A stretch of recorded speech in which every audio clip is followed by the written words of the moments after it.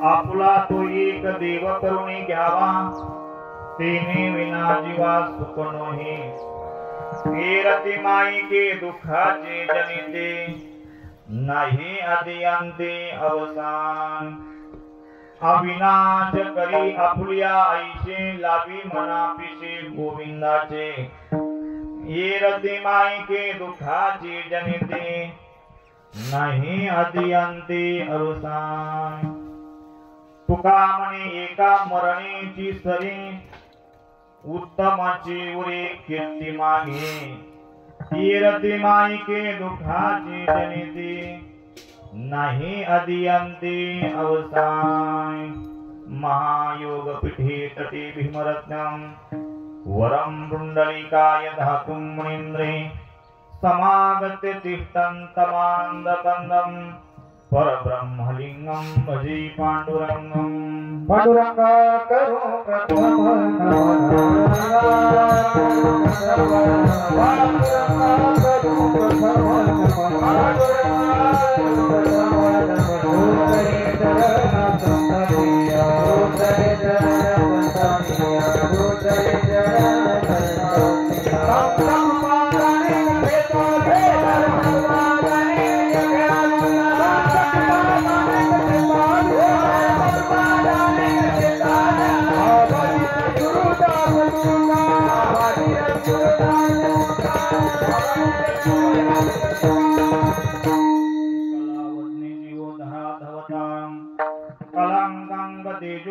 मोधिवक्रम खलानिशवादापनोद्धारदक्षं।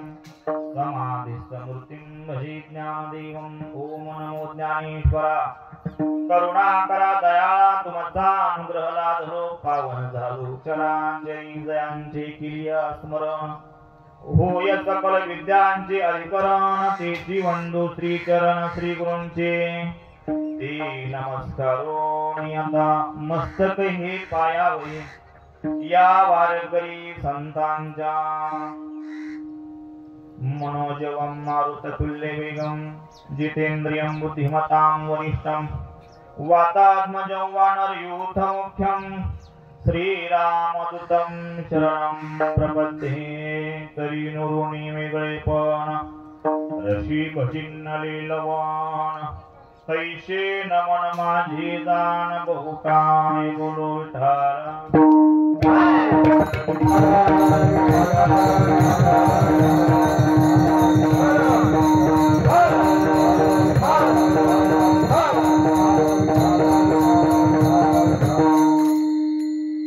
आपुला तो एक देव करुणी घ्यावा, तेने विना जीवा सुख नोही।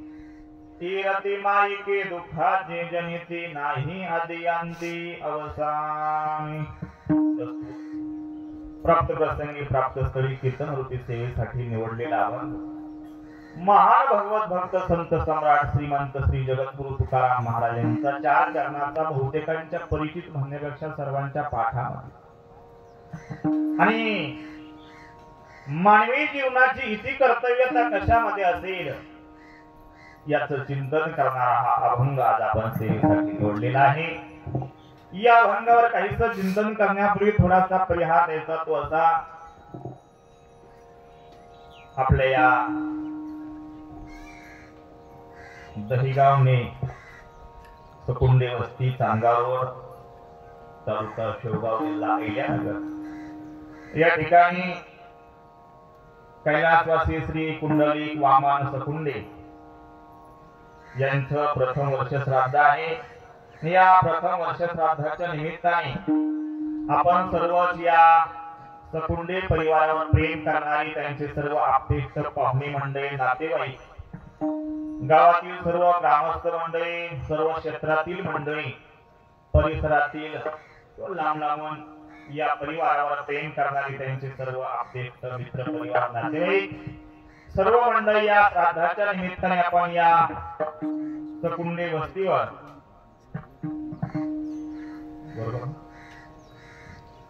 या वस्तीवर या ठिकाणी कैलासवासी कुंडलिक भाऊ यांना या ठिकाणी जी श्राद्धाच्या निमित्ताने अखेरची भावपूर्ण श्रद्धांजली, आदरांजली, सुमनांजली या ठिकाणी समर्पित करण्यासाठी आपण उपस्थित आहोत त्यामध्ये आमची सर्व या ठिकाणी असणारी भजनी मंडळ गावातील परिसरातील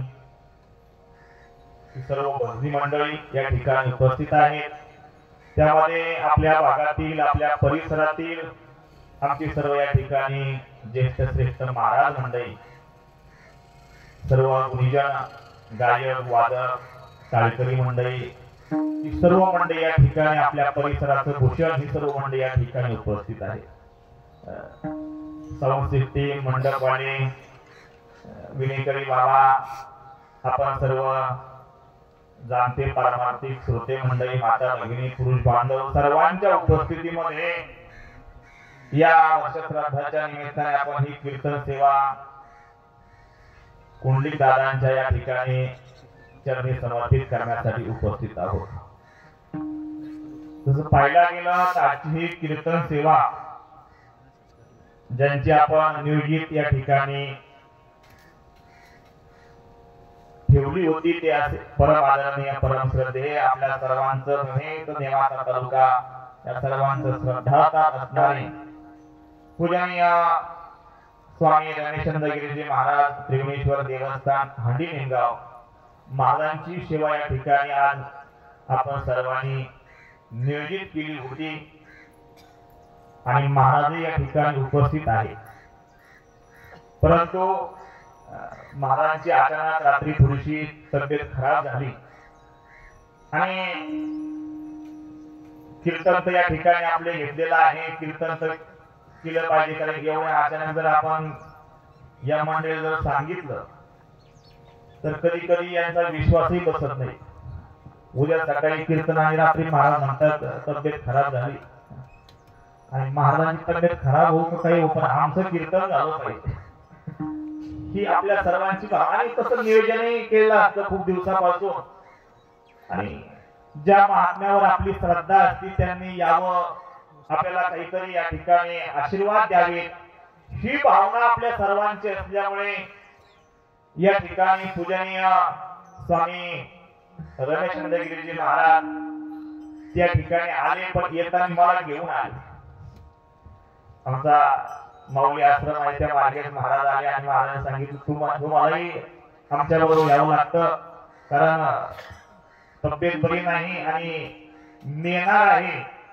परंतु कीर्तन मात्र करणार नाही तब्येत व्यवस्थित नसल्यामुळे अचानक उभा राहिल्यानंतर चक्कर येऊ शकतात काही त्या ठिकाणी त्रास होऊ शकतो हो महाराज मला या ठिकाणी घेऊन आले तुम्हाला पूजनीय बाबांचे या ठिकाणी जे काही वाक्य आहे त्यांचे आशीर्वाद आहे त्यांचं चिंतन आहे ते आपल्याला श्रवण करायचं होतं परंतु तुम्ही काहीतरी कमी भाग्यवान ठरले आणि अचानक त्या ठिकाणी श्री बालाजीचा बेत तुम्हाला ग्रहण करायचा होता परंतु मिरची भाकरी खावा लागते परंतु महाराज या ठिकाणी स्वतःहून आपलं प्रेम आपली श्रद्धा या ठिकाणी हयात तशीच राहावी या दृष्टिकोनातून शरीराला जरी त्रास होत असेल तरी महाराज या ठिकाणी आले आणि स्वतः उपस्थित समोर बसलेले आहे मी बाबांना विनंती करतो बाबा आपण 2 तास 1-1.5 तासाला बसणं जर शक्य नसेल तर आपण थोडासा आतमध्ये आराम केला तरी चालेल कारण सारखं बसून गाडीमध्ये बसून हा सारखा प्रवास आणि रोज कार्यक्रमाची जी धावपळ आहे वातावरण थोडस बदललेलं आहे 2-3 दिवसापासून जास्त थंडी गारवा त्या ठिकाणी चालू झालेला आहे आणि साहजिकच शरीर आहे थकत असतं त्रास होत असतो म्हणून बाबांना विनंती आहे जर आपल्याला बरं वाटत असेल तर आपण आराम करा या ठिकाणी पूजनीय बाबांची सेवा बाबांनी आज्ञा केली आणि या ठिकाणी या सेवा करण्याचा योग आम्हाला या ठिकाणी प्राप्त झाला त्या निमित्ताने वर्षश्राद्धाची सेवा आहे आपण सर्व या ठिकाणी आता माझे परिचित काही मंडळी आहेत काही मंडळी नसतील आमचे सर्व महाराज मंडळी या ठिकाणी उपस्थित आहेत आपण सर्वच मंडळी या ठिकाणी आहात प्रत्येकाचा नामोल्लेख करणं शक्य नाही, ते योग्य नाही. आता वेळ भरपूर झालेला आहे. मला वाटतं किती वाजले आता? 11 वाजले. ठीक आहे, त्या प्रमाणासारखंच झालं. 1 तास उरला, आपल्याला 1 तास उरला आणि त्या 1 तासामध्ये सगळं आवरून घ्यायचं आहे. वर्ष श्राद्धाची सेवा आहे. आपला हा परिसर जर पाहायला गेलो तर हा परिसर सुद्धा आपण सगळे भाग्यवान आहोत. ही फार मोठी ऋषी मुनींची, तपस्वी साधू संतांची भूमी आहे. बघा, आपल्या जवळ असणारा आमचा पूजनीय कृष्णदेव बाबा दग्नेश्वर शिवालय बाबाचा या ठिकाणी आश्रम, बाबांची ही अनेक वर्षाची कर्मभूमी आहे. आणि या परिसरामध्ये अनेक आमची गुणीजन महाराज मंडळी, संत मंडळी बाबांच्या आशीर्वादाने हयात असताना बाबांच्या मार्गदर्शनाखाली ही परमार्थाची वाटचाल आपण अनेक भाविक भक्त मंडळी करत आहोत. बघा, अजून आमचे भाविनी बाबा, विठ्ठलनाथ बाबा, ही सगळी मंडळी या ठिकाणी ज्येष्ठ श्रेष्ठ साधू संत मंडळी, महात्मे मंडळी आपल्या भूमीमध्ये अनेक मंडळी आले आहेत, अजून झालेले आहेत, पुढे होत राहतील. कारण की आपली भूमी पवित्र आहे.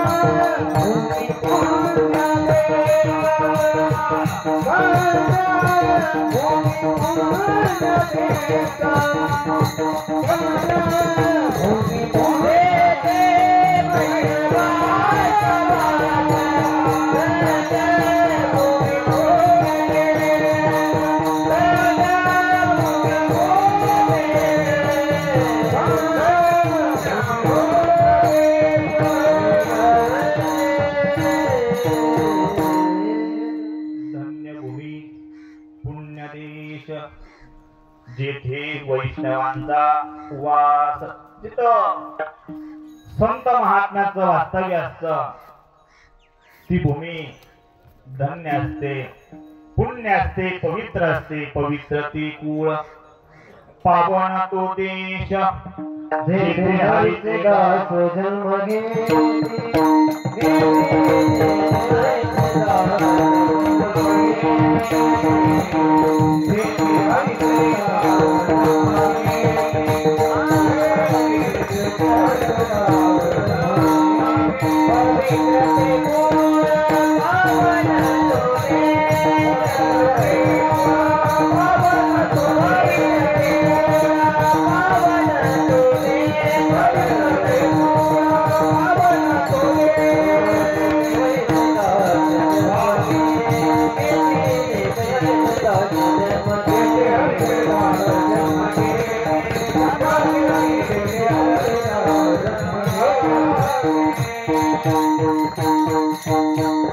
असा पवित्र पावन परिसर आहे. बघा, आणि या भागामध्ये आपण सर्व मंडळी वास्तव्य करतो. त्यांची कृपा, त्यांचे आशीर्वाद, त्यांचं मार्गदर्शन घेऊन आपण आपल्या संसाराची वाटचाल करतो, आपल्या परमार्थाची वाटचाल करतो. मला वाटतं आपल्या संस्थेतील मुलं आहेत, आमच्या दग्नेश्वर शिवालय या ठिकाणची सर्व बालगोपाळ, आपण सर्वच आमचे ज्येष्ठ श्रेष्ठ महाराज मंडळी, आमचे हरिभक्ती परायण या ठिकाणी आगळे महाराज ते उपस्थित आहेत. हरिभक्ती परायण आमचे परम आदरणीय परिचय, जुना परिचय आमचे आळंदी मध्ये आम्ही जवळजवळ त्या ठिकाणी वास्तव्याला होतो. केंद्रीय महाराज संस्थेमध्ये आमचे अशोक महाराज या ठिकाणी उपस्थित आहेत.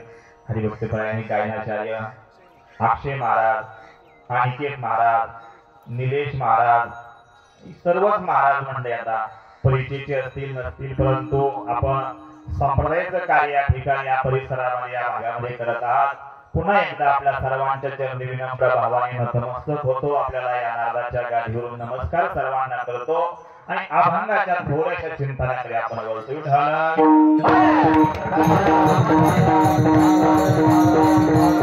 अभंग जगद्गुरु तुकोबारायांचा आहे आणि या अभंगातून जगद्गुरु तुकोबाराय मानवी जीवनाला आल्यानंतर मनुष्य जीवनामध्ये आपण काय केलं पाहिजे, आपलं काय ध्येय आहे, नव्हे आपण कुठून आलेलो आहोत, आपल्याला कुठे जायचं आहे आणि आपण काय करत आहोत याचा विचार या अभंगामध्ये महाराजांनी अतिशय गोड आपल्याला सांगितलेला आहे. तुम्ही आम्ही या मृत्यूलोकामध्ये जन्माला आलेलो आहोत. तसं पाहायला गेलं तर हा मृत्यूलोक त्या नावामध्ये त्याचा अर्थ दडलेला आहे. मृत्यूलोक म्हणजे मरणाऱ्या माणसाचा लोक. इथं जो जन्माला आला तो एक दिवस मरणार आहे.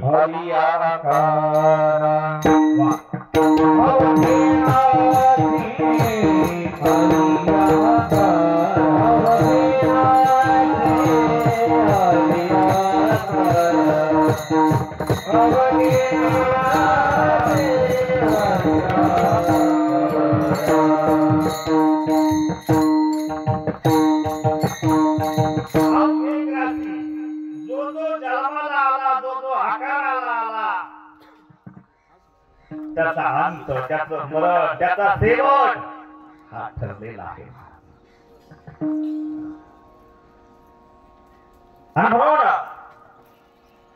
ज्याचा जन्म झाला त्याला एक दिवस मरावं लागणार आहे. त्याचा शेवट ठरलेला आहे. मग तो कोणी असो.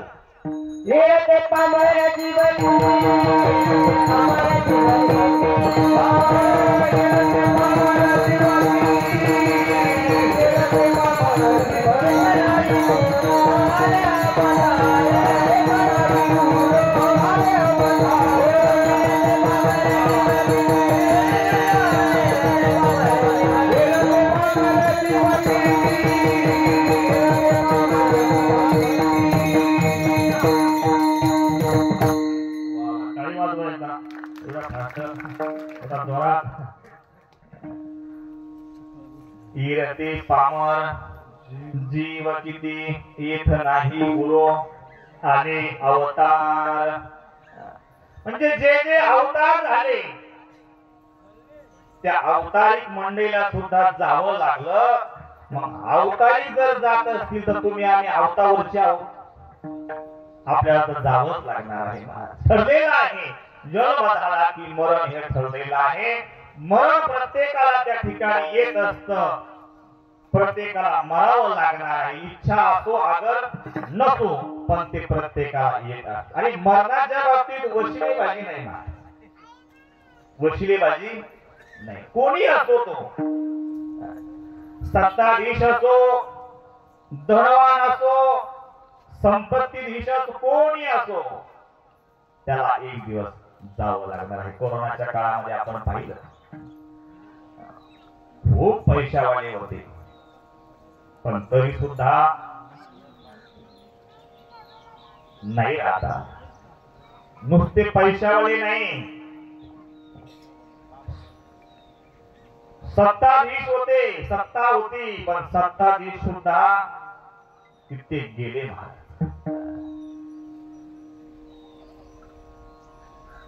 मग तिथे नसले काही, सत्ता संपदा राहील ठाईच्या ठाई. काही चालत नाही. मरणाच्या बाबतीत वशिलेबाजी चालत नाही. हे होय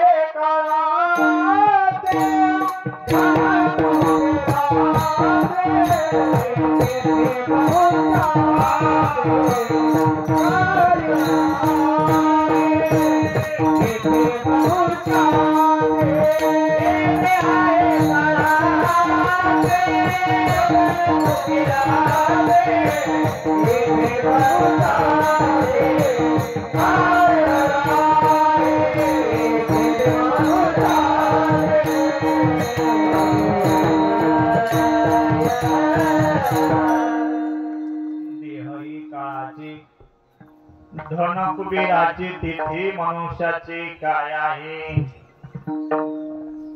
काही नाही महाराज, फक्त निमित्ताचा धनी केला असे प्राणी, माझे माझे म्हणून व्यर्थ गेला.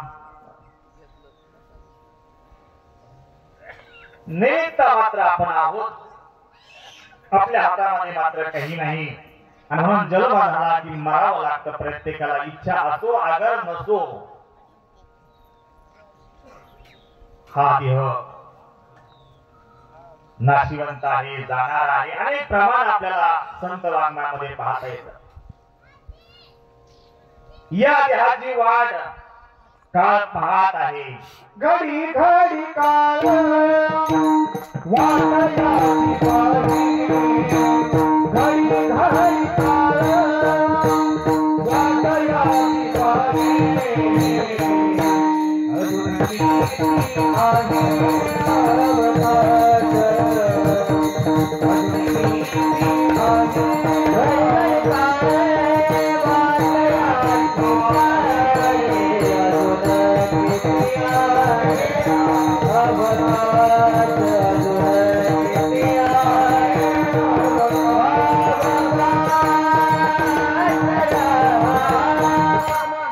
घडी घडी काळ वाट याची पाही, वाट पाहत काळ आपल्यावर त्या ठिकाणी जप धरून बसलेला आहे.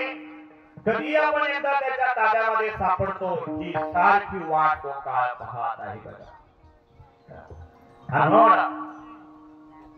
हा त्याचा देह आहे, हा तो एक दिवस घेऊन जाणार आहे.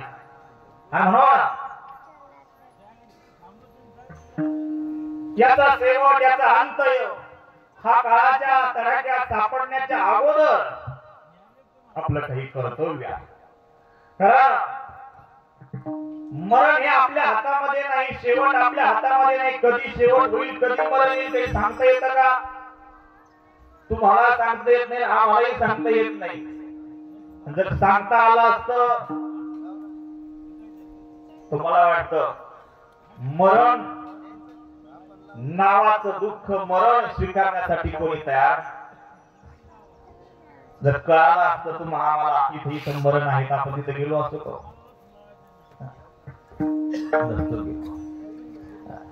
म्हणजे ते कोणालाही कळत नाही, ते कधी येईल काही सांगता येत नाही. माणसं म्हणतात ना व्यवहारामध्ये, महाराज आम्ही आता या हॉटेलमध्ये दोघांनी सोबत चहा घेतला, एकमेकाशी गप्पा मारल्या, चहा घेतला आणि चहा घेऊन हॉटेलच्या बाहेर ते पुढे गेले आणि मी इकडे घराकडे आलो आणि लगेच फोन आला, अटॅक आला आणि गेले. म्हणजे काही सांगता येत नाही, काही भरोसा नाही, कधी काय होईल काहीच भरोसा नाही. कधी शेवट आपला ठरेल काही सांगता येत नाही. आणि म्हणून मरण हे आपल्या हातामध्ये नाही. जसं मरण आपल्या हातामध्ये नाही तसं जन्म हे आपल्या हातामध्ये नाही. जन्म आणि मृत्यू हे आपल्या हातामध्ये नाही. जन्म होत असताना सुद्धा बरेच जण वाटतं मुलगा व्हावा, मुलगी व्हावी किंवा मुलं बाळ व्हावी, पण ते आपल्या हातामध्ये नसतं, भगवंताच्या हातामध्ये आहे. ज्या ज्या वेळेस जे जे घडलं पाहिजे ते भगवंताच्या हातामध्ये आहे. हे सगळं भगवंताने त्यांच्या हातामध्ये ठेवलेलं आहे. आपण श्रीमद भगवद्गीतेमध्ये जर पाहिलं तर तीन होता प्रभू साक्षी, म्या बोलविल्या वेद बोले, म्या चालविल्या सूर्य चाले, म्या हलविल्या प्राण वाहले, तो जगाती चालिता पृथ्व्या भूते व्हावी हे आज्ञा माझी. अशा प्रकारे ज्या ज्या काही गोष्टी भगवंताच्या हातामध्ये आहे त्यामध्ये जन्म आणि मृत्यू हे आपल्या हातामध्ये नाही, देवाच्या हातामध्ये आहे. मग आपल्या हातामध्ये काय आहे? जन्म आणि मृत्यू या दोन्हीचं मधलं आयुष्य आहे ना, ते आपल्या हातामध्ये आहे. त्या आयुष्यामध्ये कसं जीवन जगायचं, कशी जीवनाची दिशा ठरवायची हे आपण ठरवू शकतो. या आयुष्यामध्ये आपण काय करायचं हे आपण ठरवू शकतो. पण या आयुष्यामध्ये जर कसं जीवन जगायचं हे आम्हाला कळत नसेल, कशा प्रकारे जीवनाची दिशा ठरवली पाहिजे, जीवनामध्ये काय केलं पाहिजे, काय नाही केलं पाहिजे, काय खाल्लं पाहिजे, काय पेलं पाहिजे, या सगळ्या गोष्टी आम्हाला जर कळत नसेल तर मग संत महात्म्यांनी आपल्याला उपदेश करून ठेवलेला आहे. वेदांनी, शास्त्रांनी, पुराणांनी तुम्हा आम्हाला मार्गदर्शन केले. बाबांनो, तुम्हा आम्हाला जर हा मनुष्य देह प्राप्त झालेला आहे ना, अतिशय सुंदर त्या खूबसूरत अल्लाहने तुझं दिया गोड असणारा हा नरदेह तुम्हा आम्हाला प्राप्त झालेला आहे. पण हा नरदेह भगवंताने कशासाठी दिलेला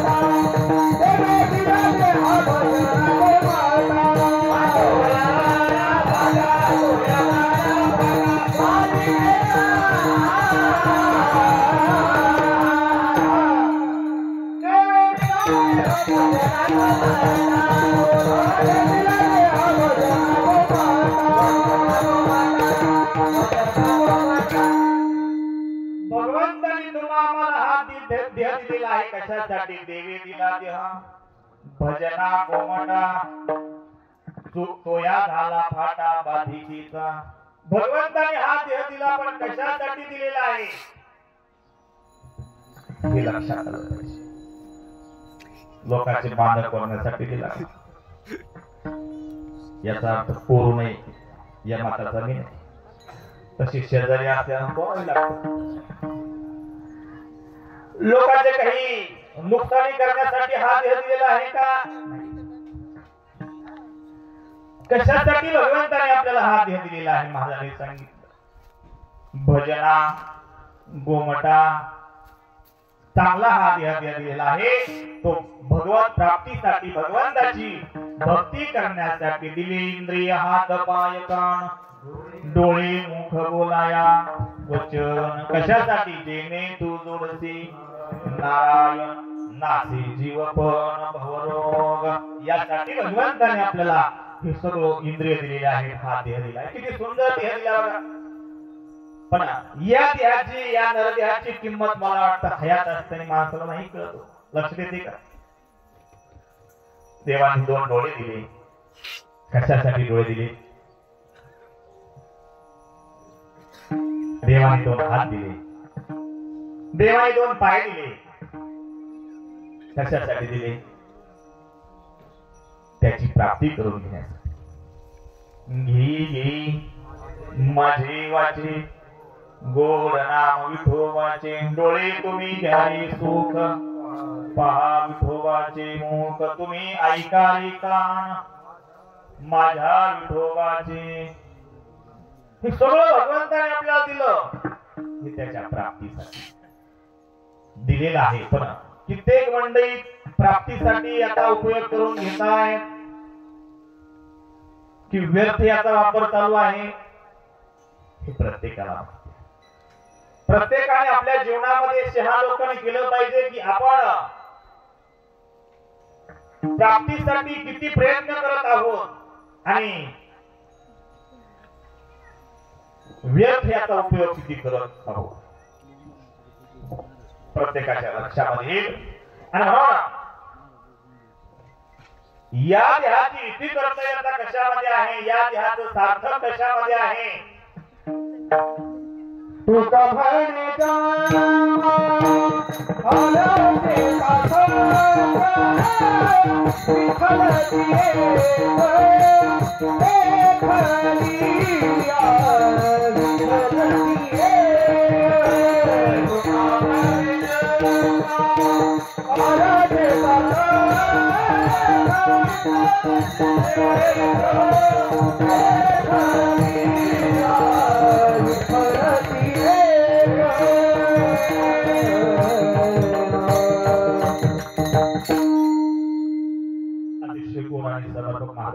दिलं की या देहाची इति कर्तव्यता सार्थक कशामध्ये असेल तर विठ्ठलची देखलिया तुका म्हणे जन्मा आल्याचे सार्थक कशामध्ये असेल तर भगवत प्राप्तीमध्ये आहे, भगवंताच्या दर्शनामध्ये आहे.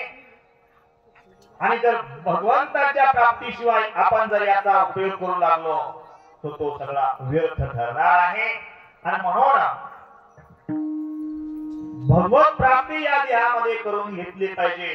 नव्हे याच देहामध्ये देवाची प्राप्ती आपल्याला करता येते, याच देहाने ते साध्य होतं, इतर देहामध्ये ते साध्य होत आणि काही ज्ञान नाही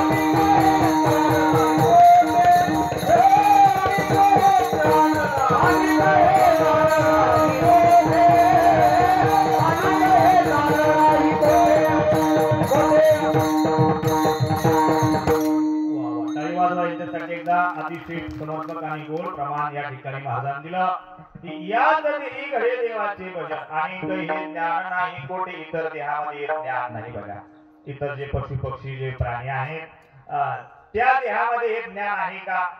भजन करावं, भक्ती करावी, नामस्मरण करावं, वारीला जावं, कीर्तनाला यावं, हे इतर देहामध्ये नाही, हे या मानवी देहामध्येच आहे.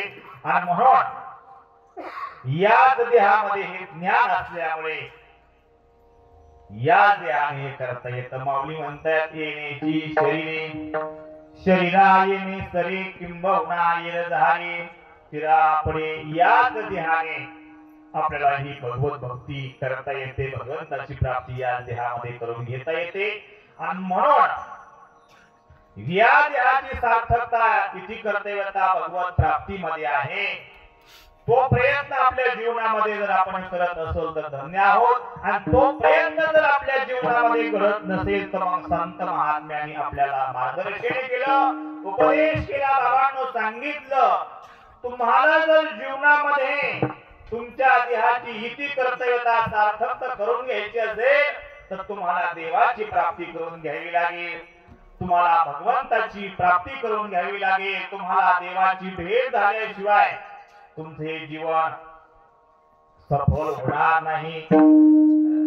कारण ज्यांच्या जीवनामध्ये सफलता प्राप्त झाली त्यांना जर आपण विचारलं महाराज तुमचा हा जन्म सार्थक झाला, तुमच्या देहाची सफलता झाली, कशाने झाली? देखिले पाय विठोबाचे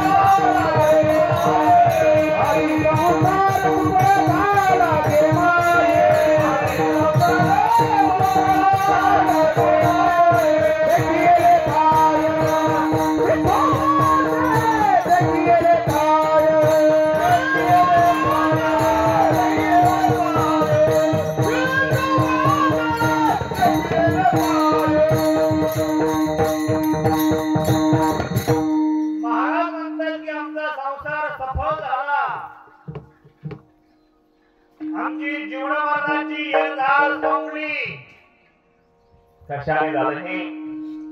देखिले पाय विठोबाचे किंवा साठविला हरी जी हृदय मंदिरी त्यांची करडी येरधार झाला सफल व्यापार. हा जलमर्दाचा तो व्यापार आहे, येरधार आहे. जलमानी मध्ये हे येरधारच आहे. येरधार कशाला म्हटलं जातं? येरधार कशाला म्हटलं जातं सांगा बरं तुम्ही. येरधार कशाला म्हणतात?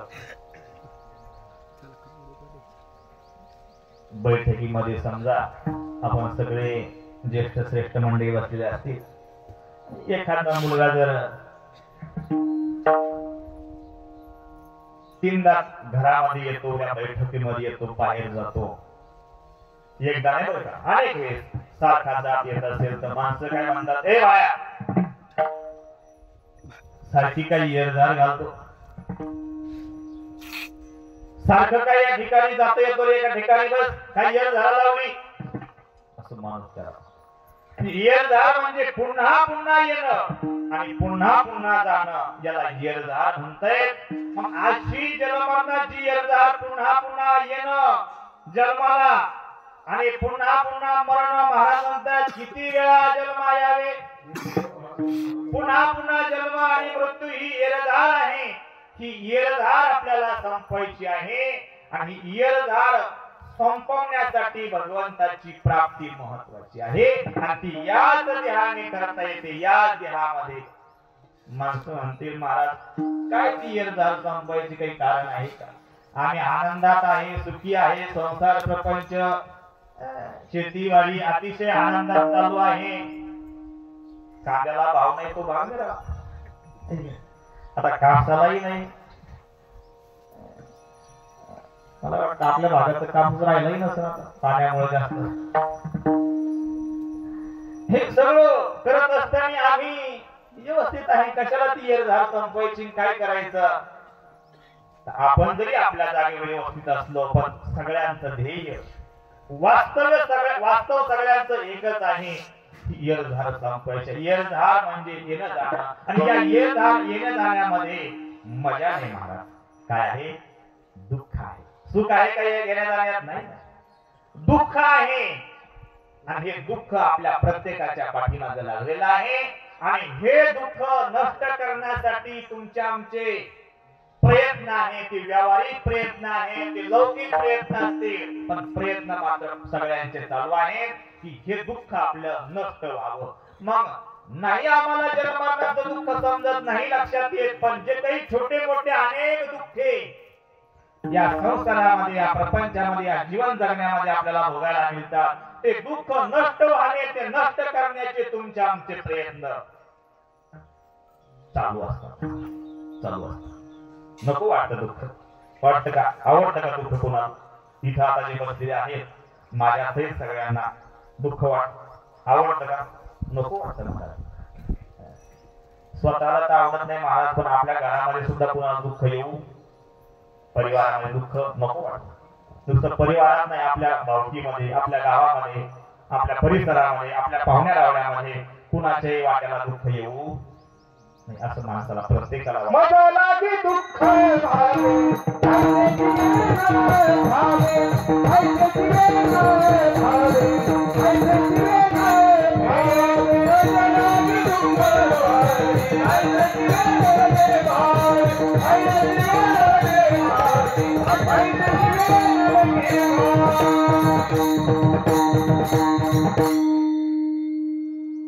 लागी दुःख व्हावी, आयुष्य कोणी जीवेना भावी.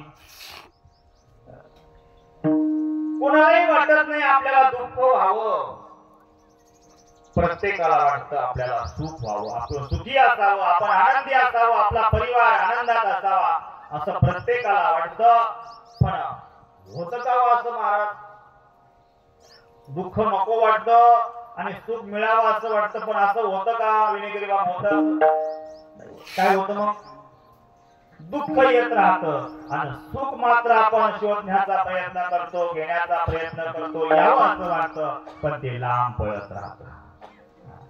सुख मिळत नाही आणि दुःख मात्र पदोपदी भोगावं लागतं. प्रयत्न चालू आहे सुख प्राप्त व्हावं, पण सुख मिळत नाही आणि दुःख मात्र आपली पाठ सोडत नाही. महाराज म्हणतायत अशा प्रकारे सगळा जन्म जातो, सर्व सुखाच्या आशा जन्म गेला, क्षण एक मुक्ती यत्न नाही केला, हिंडता दिशा क्षीण पावला, माया व्यक्तीला जीव माझा, माझे सहित नेनते कोणी.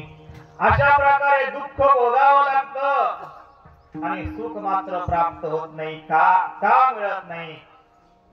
सगळा जन्म महाराज ह्या सुखाच्या आशेमध्ये जातो पण सुख मिळत नाही. संसारामध्ये आपण पहा आपल्या सगळ्यांचे अनुभव आहेत. फक्त माणसं म्हणत असतात, आपण म्हटलं कस काय आहे, माणसं म्हणतात बरं आहे. प्रत्येक जण म्हणत असतो बरं आहे, पण खरं बरं असतं का? सुख पाहे जवळ पडे दुःख पर्वताये म्हणे, दुःख पर्वताये म्हणे, दुःख पर्वताये म्हणे, दुःख पाहता जवळ पडे दुःख पर्वताये म्हणे, दुःख पर्वताये म्हणे, दुःख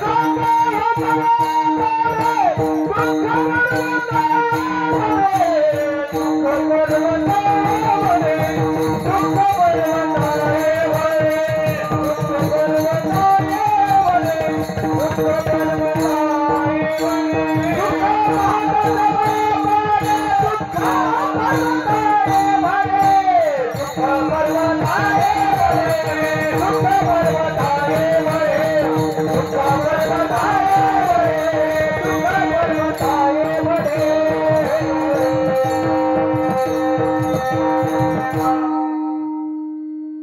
पर्वता एवढं दुःख आपल्याला या संसारामध्ये भोगावं लागतं. कधी मधी जरी सुख वाटलं तर तो सुखाभास असतो. क्षणिक सुख पाहता जवा पाडे अगदी थोडंसं दृष्टांत वगैरे आपला आहे. आपण जे काही कीर्तनकार मंडळी आहे, जुने मंडळी, आपल्याला गोड गोड दृष्टांत सांगायचे आपल्याला माहित आहे, ज्ञात आहे. आणि म्हणून जीवनामध्ये सुख प्राप्त होत नाही, दुःख मात्र भोगावं लागतं. पदोपदी दुःख नको असताना ते भोगायला येतं. एक सरिता तो पुढे उभे, एक झालं की दुसरं झालं की तिसरं, एक सारखं जीवनामध्ये दुःख आपल्याला प्राप्त होतं, सुख मात्र आपल्याला मिळत नाही. आणि वास्तविक आपल्याला सुखाची अपेक्षा आहे, दुःख मात्र आपलं नष्ट व्हावं, दुःख मात्र आपल्या जीवनामध्ये कधीही येऊ नये अशी प्रत्येकाची इच्छा आहे. महाराज जगद्गुरु तुकोबाराया साधकांनी विचारलं, महाराज आमच्या जीवनामध्ये आमची अवस्था आहे, आम्हाला मात्र सुख प्राप्त व्हावं असं वाटतं, दुःख मात्र आमच्या जीवनातलं नष्ट व्हावं असं वाटतं, पण ते होत नाही. आमचे प्रयत्न चालू आहे. जगद्गुरु तुकोबारायांनी तुम्हाला सर्व साधकांना, सर्व मंडळीला सांगितलं, बाबांनो तुमचा मार्ग चुकला आहे. तुम्ही जे काही सुख शोधण्याचा प्रयत्न करत आहात तो तुमचा चुकीचा आहे. तुम्हाला जर सुखी व्हावं असं वाटत असेल तर तुम्हाला एक करावं लागेल, भगवंताची प्राप्ती करून घ्यावी लागेल. तो देव एकदा आपला केला की जीवनामध्ये तुम्हाला सुख मिळेल. अभंगाच्या प्रती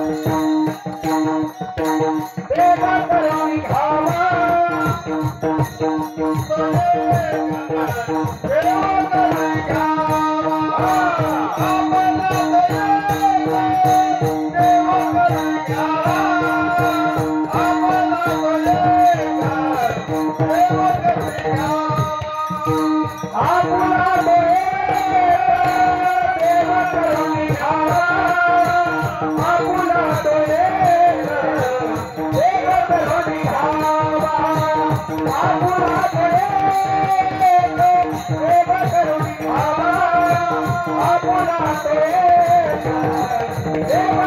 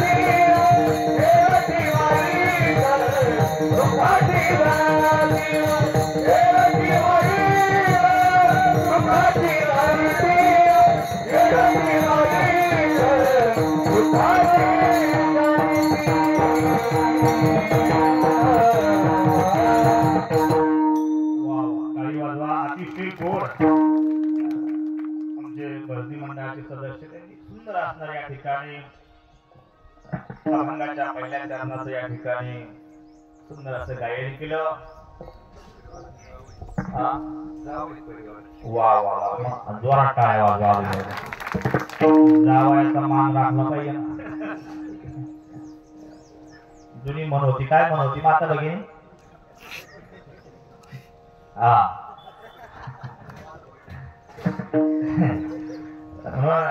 जावई बापूंचं या ठिकाणी गोड त्यांनी प्रमाण दिलं. आपला तो एक देव करुणी घ्यावा तेने विना जीवा सुख नोहे. जीवनामध्ये तेने विना जीवा सुख नोहे. देव आपल्या सांगण्याशिवाय जीवनामध्ये सुख प्राप्त होणार नाही. आणि आपलं हेच होतं महाराज. देव सोडून आपण सगळं गोळा करण्याचा प्रयत्न करतो. म्हणजे आपण सगळे देव सोडून आपण सगळं गोळा करण्याचा प्रयत्न करतो. मला सांगा देव प्राप्तीचे प्रयत्न किंवा सप्ताहासाठी भजनासाठी भक्तीसाठी जेवढे प्रयत्न आपण करतो त्याच्यापेक्षा अधिक काही पटीला प्रयत्न मुलीच्या लग्नासाठी आपण करतो. मुलाच्या लग्नासाठी करतो. तेवढे प्रयत्न आपण करतो का सप्ताहामध्ये. देवाच्या प्राप्तीसाठी आपण करतो का. भगवत प्राप्तीसाठी करतो का. नाही करत. नाही करत. बाकीच्या गोष्टी आपण या सगळ्या गोळा करण्याचा प्रयत्न अट्टहास फार मोठा करत राहतो. पण देव प्राप्तीसाठी नाही करत. मनापासून नाही करत. मला एक सांगा सगळ्यांचा तुमचा आमचा सगळ्यांचा अनुभव आहे. समजा कीर्तन संपलं आता आपलं म्हणजे 12 वाजेपर्यंत संपणार नाही. समजा संपलं कीर्तन 12 वाजता आणि आपण घरी निघालो. जात असताना एखादं जर समोर पोत पडलेलं असलं आपण ती गाडी थांबू. रस्त्याला जर पोता असलं एखादं पडलेलं असलं तर काय करतील माणसं. गाडी थांबतील. पण समजा ते पोत कांद्याचं नाही पैशाचं बंडेल त्याच्यामध्ये जर असले तर माणसं ते पैशाचं पोत घेतील की नाही. घरी येतील आणि घरी समजा घेऊन गेले आणि ते पैसे किती आहे मोजत जरा बसले तेवढ्या तिकडे हरिपाठाचा वेळ झाली तर पैसे मोजायला बरं वाटेल का हरिपाठाला जायला बरं वाटेल. सांगा बरं खरंच सांगा खोटं नाही सांगा. पैसे मोजायला पैसे मोजायला बरं वाटेल. पण तिकडे हरिपाठाला जाण्यासाठी भगवंताचं नाम चिंतन आपल्या कोण घडेल नाही बरं वाटणार. त्याला आपण दुय्यम स्थान देऊ. पण पहिल्यांदा पैशाला. आणि म्हणून देव सोडून आपण हे सगळं आपल्याला गोड वाटतं, आपण त्याचे ते गोळा करण्याचे प्रयत्न करत असतो. पण एक सांगू का तुम्हाला, देवाला सोडून आपण हे किती गोळा करण्याचा प्रयत्न केला तर याचा शेवट दुःखामध्ये आहे. आणि एक जीवनामध्ये जे काही गोळा करण्याचा न प्रयत्न करता जर देवाच्या प्राप्ती करता आपण जर प्रयत्न केले, आपला शेवट सुखात होईल. जीवनामध्ये निश्चित सुखाची प्राप्ती, आपला शेवट. यासाठी केला होता अट्टहास, शेवटचा दिस शेवट तो भला, माझा बहु गोड झाला. हे संतांचे शब्द आहेत. महाराज काय केलं जीवनामध्ये त्यांनी? रात्रंदिवस भगवत प्राप्तीसाठी प्रयत्न केले. रात्र नकळी दिवस नकळी, अंगी खेळे दैवत हे दिनराजनी हाची धंदा, गोविंदाचे पवाळे. रात्रंदिवस भगवंताचं चिंतन करत, संसाराकडे प्रपंचाकडे नाही लक्ष दिलं. जगद्गुरु तुकोबारायांचा आपण जर विचार केला, अनेक संत मंडळींचा आपण जर संसारातला विचार केला तर महाराज सांगतायत ना, संसाराचा नावे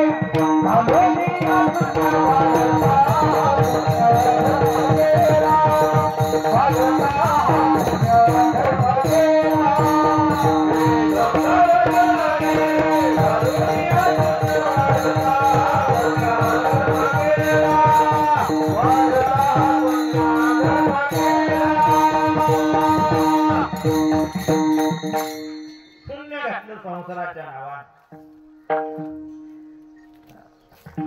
संसाराकडे नाही लक्ष दिलं. महाराज म्हणताय अजून, चुलीवर हरळी, केळीवर नारळी, आणि घर चंद्रमोळी. जाऊ पुरती भिके कुत्री घर राखते, आम्ही सदैव सुडकी जवळ येतात. ही लौकिक परिस्थिती महाराजांच्या संसारातली. पण पारमार्थिक दृष्टीने जर आपण विचार केला, महाराज म्हणताय, तुका आकाशा एवढा अनुरेणूया ठोकरा, मी वासुदेव तत्वता. पारमार्थिक जीवन आहे. आणि म्हणून संसारामध्ये, या प्रपंचामध्ये, या नाशिवंत गोष्टी, या लौकिक गोष्टी, या माईक गोष्टी साठवण्याचा प्रयत्न नाही केला. देव प्राप्तीसाठी प्रयत्न केले. जीवन सुखमय होईल. आणि ज्यांनी ज्यांनी हे लौकिक गोळा करण्याचा प्रयत्न केला, त्यांच्या जीवनामध्ये शेवट दुःखच पात्रात पडलं. बघा महाराज, तुमच्या आमच्या अनेकांचे अनुभव आहेत. काही जुनी आमची फेट्यावाली मंडळी बसलेली आहेत. ही जुनी मंडळी आहेत. त्यांना जर आपण विचारलं, महाराज तुमचा संसार प्रपंच, ते म्हणतात, बाबा आम्ही जुन्या काळात खूप कष्ट केले, खूप त्रास सहन केला. एक वेळेला आम्हाला जेवायला नव्हतं, घालायला कपडे नव्हते, झोपायला कपडे नव्हते, आंबाडीची भाजी खाल्ली, लाल ज्वारी खाल्ली, 4 भाऊ पण एक शर्ट घालून बाजारात जायचे, तालुक्याला जायचे. म्हणजे अशी आमची परिस्थिती बिकट होती. पण बिकट असताना सुद्धा आम्ही काबाड कष्ट केले, त्रास सहन केला. आणि आता कुठं आमचा प्रपंच आम्ही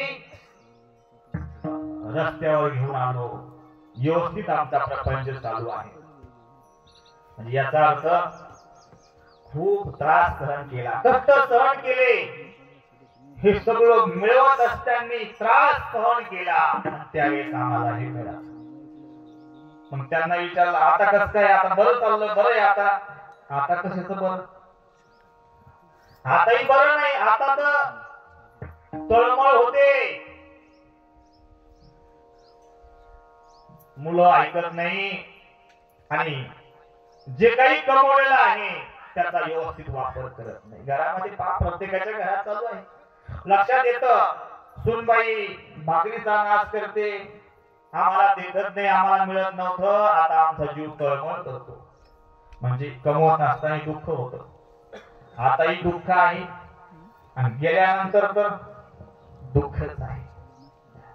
आणि म्हणून हे सगळं आपण गोळा करत असताना देवाला जर बाजूला सोडलं तर जीवनामध्ये दुःख पदरात पडतं. आणि एक देव प्राप्तीसाठी जर प्रयत्न केले, देव आपलासा करण्याचा प्रयत्न केला, तर महाराज म्हणतात जीवनामध्ये सुख प्राप्त होईल. आणि संत मंडळीने हेच केलं, महाराज हेच केलं. अनेक संतांच्या चरित्रामध्ये आपण पहा, संत मंडळींना या लौकिकला जास्त भाव दिला नाही, लौकिकामध्ये जास्त गुंतले नाही. जीवनामध्ये भगवत प्राप्तीसाठी जे जे काही प्रयत्न केले नव्हे, महाराज म्हणते देवच आमचं जीवन बनवून गेला. विठ्ठल आमचे जीवन आगमनी गमाची स्थान. आणि जे जे काही संसारामध्ये जे आपण काही नाते गोते पाहतो महाराज, संत मंडळीने संसारातले नाते देवाशी आणि संताशी जोडण्याचा प्रयत्न केला. विठ्ठल बाप माहित होता, कृष्ण माझी माता, कृष्ण माझा पिता, सगळे जे काही नाते आहे ते देवाशी जोडण्याचा प्रयत्न केला. तुम्ही आम्ही देवाशी नाही, संसारात जोडण्याचा प्रयत्न करू. मला तर कधी कधी खेद वाटतो, आता ते दिवस चालू आहे, कधी कधी खेद वाटतो माता भगिनींचा की जो काही भाऊ असेल, जे काही नाते आपल्या आईचे वडिलांचे नाते जे काही आहेत, त्या नात्या व्यतिरिक्त सुद्धा माणसं इतर नाते या संसारिक जीवाशी जोडण्याचा प्रयत्न करतात. गुरु भाऊ असेल, गुरु बाप असेल, गुरु आई असेल, हे नाते आता जोडावेत की नाही जोडावे तुमचा भाग आहे. पण तेच नाते आपण जर देवाशी जोडले, संतांशी जोडले, महाराज आमचे विदर्भातले प्रज्ञाचक्षू गुलाबराव महाराज, आमच्या महाराज मंडळीला त्याचं नाव ज्ञात आहे. दोन्ही डोळ्याने ते गुलाबराव महाराज अंध होते. महाराज दोन्ही डोळ्याने अंध होते, पण त्या गुलाबराव महाराजांनी भगवंताशी नातं जोडलं, भगवान कृष्ण परमात्म्याशी नातं जोडलं. ते म्हणायचे मी कृष्ण परमात्म्याची पत्नी आहे. आणि ज्यांचा आपण आज समाधी सोहळा आळंदी क्षेत्रामध्ये भव्य दिव्य स्वरूपामध्ये चालू आहे, त्या माऊलीला त्यांनी आई म्हटलं. मी माऊलींची मुलगी आहे, कन्या आहे, म्हणून आजही असं म्हणतात ज्ञानेश कन्या गुलाबराव महाराज, प्रज्ञाचक्षू गुलाबराव विदर्भातले आहेत. ते गुलाबराव महाराजांनी जे काही नातं जोडलं, भगवंताशी मी पत्नी आहे आणि माऊलीची मी कन्या आहे, मुलगी आहे, नातं त्या गुलाबराव महाराजांनी देवाशी आणि संतांशी जोडलं. नुसतं नातं जोडलं नाही, तर ते पुरुष असताना सुद्धा स्त्री भाव त्यांच्या अंतःकरणामध्ये, त्यांच्या शरीरामध्ये तो प्रगट होत असताना ते स्वतः साडी घालायचे, कुंकू लावायचे. मी भगवंताची पत्नी आहे, मी माऊलींची कन्या आहे, अशा प्रकारचं नातं त्यांनी जोडलं. आणि स्त्री भावामध्ये आज आपण त्यांचे काही फोटो पाहिलेत ना, आपल्या लक्षात येईल. स्वतः साडी घालायचे, कुंकू लावायचे, मोठी मोठी त्यांची केस, आणि त्या ठिकाणी ते म्हणायचे मी भगवंताची पत्नी आहे. एवढं त्यांनी घट्ट नातं जोडलं, एवढं घट्ट नातं जोडलं, तर साक्षात माऊलीना त्यांना अंध असताना सुद्धा दर्शन दिलं बघा, दृष्टांत दिला. आणि गुलाबराव महाराजांना माऊली कसे दिसले, ज्ञानेश्वर महाराज कसे दिसले, त्यांनी चित्र रेखाटलं. आणि ते चित्र आज आपण जे पाहतो बाजारामध्ये, माऊली कसे असतील आता आपण कोणी नाही पाहिजे, पण माऊली कसे असतील हे गुलाबराव महाराजांनी आपल्याला सांगितलं. मग तेच फोटो आज आपण, त्याचे प्रकार वेगवेगळे आहेत आता, पण तो फोटो अतिशय महत्वाचा आहे की गुलाबराव महाराज. मला सांगण्याचा भाव असा आहे की संत श्रेष्ठ प्रज्ञाचक्षू गुलाबराव महाराज हे दोन्ही डोळ्याने अंध असताना भगवंताशी पत्नीचं नातं जोडलं आणि माऊलीशी कन्येचं नातं त्यांनी जोडलं. व्यावहारिक नाते त्यांनी तेव्हा तोडून टाकले, नाही जोडण्याचा प्रयत्न केला. सांगण्याचा भाव असा आहे की भगवंताशी आपण हे नाते जोडा, भगवंताशी आपण एकरूप व्हा. हा संसारामधले अनेक नाते होते असतील, हे सगळं प्रसार आपण किती गोळा करण्याचा प्रयत्न केला तर आपल्याला सुख प्राप्त होणार नाही. आणि म्हणून जगद्गुरु तुकोबाराय सांगतात, आपुला तो एक देव करुणी घ्यावा, तेने विना जीवा सुख नोहे. आणि भगवंत सोडून हे प्रयत्न केले तर येरती माईके, येरती माईके